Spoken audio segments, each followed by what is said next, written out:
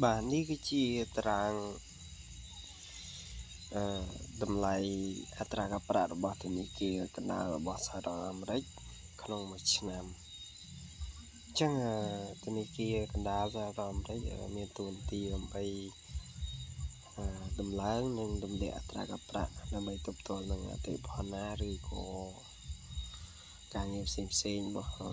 thả bào bỏ cái chẳng á vấn đề bị phần năng cryptocurrency đấy chẳng ra cả viện dấu dương trâu sẽ xa vì tra cặp rạ bỏ tên này kia mà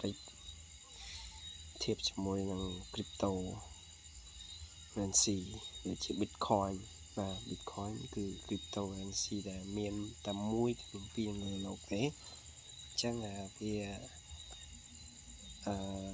tây càng còiนี้คือชีรำไร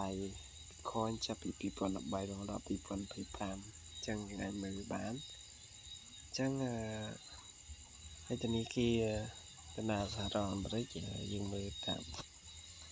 ปีปอนผมอ้วนรอปีปอนไปพรามจังยังหนึ่งดังปีดำลายแปรปรวนบ่ตัวนี้คืออเมริกจังดำลายกับแปรปรวนบ่ตัวนี้คืออเมริกยังซ้อมเจียงเคยnhữngปีการฉลองจังจะมวยกะในชีวิตกะบิตคอยน์hay đangกะtội và cả bitcoinคือจะกะtội đúng không chắc như ក្នុងឆ្នាំ2010 2021ចឹងយើងមើលអត្រាការប្រាក់ការកូវីដទូកូវីដអញ្ចឹងអត្រាការប្រាក់វាស្ទើរតែ0.00% អញ្ចឹងវាស្ថិតនៅក្នុងចន្លោះ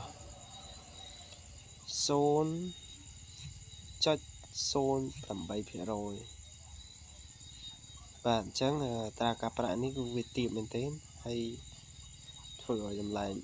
altcoin ឬក៏តម្លៃ bitcoin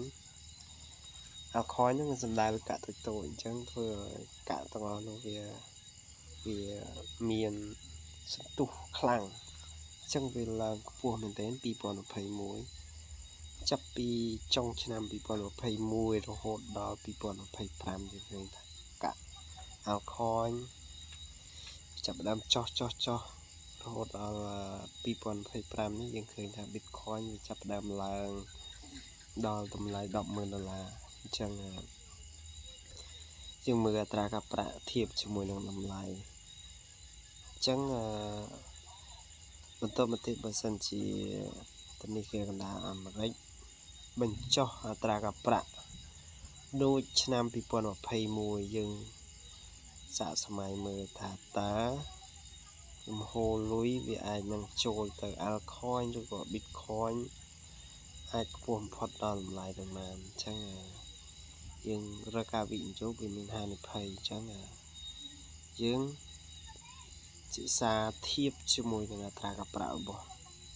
ធនាគារកណ្ដាលអាមេរិកដើម្បីយើងបានទទួលផលចំណេញបានមួយចំនួនដែរអញ្ចឹងតាមពិតទៅ cryptocurrency គឺគេបង្កើតឡើងមកក្នុងគោលបំណងដើម្បីប្រឆាំងនឹងអតិផរណាបាទអតិផរណាគឺការឡើងថ្លៃតំណែងហើយលុយចុះថោកអញ្ចឹងគេបង្កើតឡើងក្នុងគោលបំណងនឹងឯងដើម្បីវាមានតម្លាភាព trend currency ណាមានតម្លាភាពពីលុយចេះចុះថោកអញ្ចឹងពួក crypto នេះវាអត់ចុះថោកទេអញ្ចឹងវាអាចទប់ទល់នឹងអតិផរណាបាន inflation